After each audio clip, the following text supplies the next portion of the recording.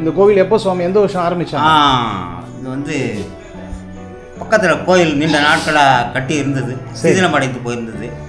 நாங்கள் 2007 வந்து இந்த சிதிலமடைந்த ஆலயத்தை புதர் மூடிக்கின்னு இருந்ததுன்னு சொல்லிட்டு 2007 ஒரு 100 அடியாக சேர்ந்து பிரித்தோம் அந்த ஊர்க்காரங்க.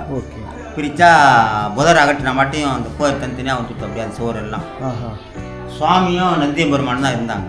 சரி, சுவாமி நந்தியம்பெருமான் இருந்தால் அப்போ அன்னையத்துக்கும் தொல்லியல் சொல்ல வந்து ஆய்வு பண்ணிட்டாங்க அவங்க தற்செயலாக வந்துட்டு இது சோழர் காலத்தில் கட்டப்பட்ட கோயில், சோழர் காலத்தில் செய்த சுவாமி அப்படின்னாங்க. சரின்னு சொல்லிட்டு நாங்கள் இந்த பக்கத்தில் கொஞ்சம் இடத்த சுத்தம் பண்ணி தண்ணி கரண்ட்டு ஓடு எல்லாம் கொண்டு வந்து ஷெட்டு போட்டு பூஜை பண்ணின்னு இருக்கிறோம். இப்போ கோயில் கட்டுறது வேண்டிய எவ்வளோ வருஷமாக இங்கே வச்சு? 2007 பண்ணிக்கிறோம். 7 பண்ணிக்கிறோம். ஓகே, கிட்டத்தட்ட ஒரு 18 வருஷமாக தொடர்ந்து பூஜை நடந்துருக்குது. ஒரு ஆண்டுக்குள்ளே 25 வருஷம் உபயதாரம் இருக்கிறாங்க. ஒரு ஆண்டு நாங்கள் ஒரு வருஷம் 2500 அவங்க கட்டணமாக செலுத்திட்டு பண்ணிக்கிறாங்க.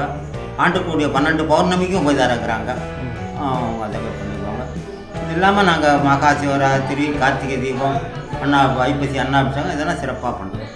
கோயில் கட்டுறதுக்கான கோயில் கட்டுறதுக்கு வேண்டிய இது தச்சமாக இப்போ அம்பாள் பிரவேசம் பண்ண போகிறோம். செய்ய சொல்லிவிட்டோம், செய்திங்கிறாங்க. அநேகமாக கார்த்திகை அல்லது தை மாதத்தில் பிரவேசம் ஆகிடுவோம் அம்பாள். சரிங்க சார், சீக்கிரம் திருச்சிட்டோம். முழு வீடியோ நம்ம லேண்ட்மார்க் சேனல்ல இருக்கு. லிங்க் டிஸ்கிரிப்ஷன்ல கொடுத்துருக்கேன். கண்டிப்பா பாருங்கள். லைக், ஷேர், சப்ஸ்கிரைப் பண்ணுங்க.